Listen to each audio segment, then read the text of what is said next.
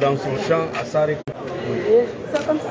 conduit dans plusieurs camps, dans plusieurs unités, à la dégrille et finalement déféré au tribunal de Kaloum, qui a décidé de le poursuivre pour complot et tentative de complot.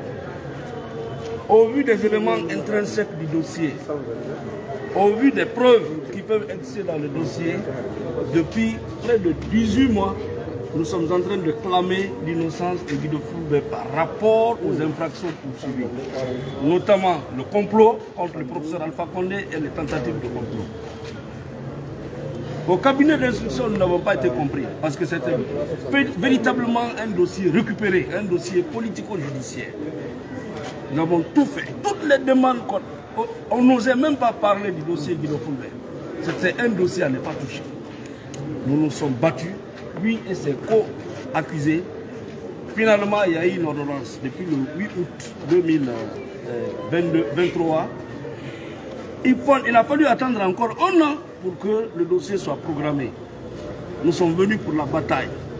À l'audience, les débats ont été fructueux. Nous avons eu affaire avec un procureur qui a vraiment les pieds sous terre. Il faut le dire. Nous ne lançons pas de fleurs pour ce procureur, mais nous avons du respect et de la considération pour lui, parce que vraiment, il a tenu, nous avons tenu. Nous avons plaidé le non coupable. Nous avons dit qu'il n'y a pas de complot. Nous avons dit qu'il n'y a pas de tentative de complot. Nous avons dit que ce sont des innocents qui ont été arrêtés et emprisonnés. Et ni attentat. Et pour des faits d'ailleurs passés.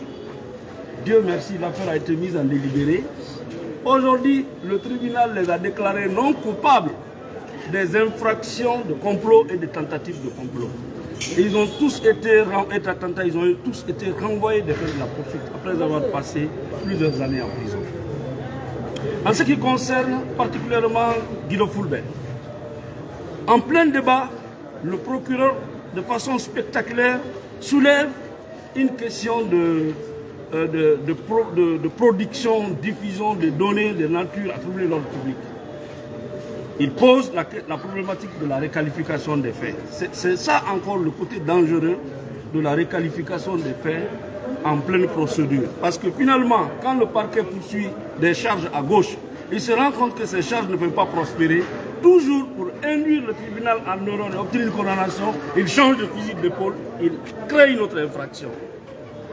Là, la question a été posée. Nous, c'était tellement ridicule qu'on n'a même pas voulu s'étendre sur ça parce qu'on était pressés pour que nos clients recouvrent leur liberté. Le juge a dit qu'il allait se prononcer sur cette question de réqualification au fond.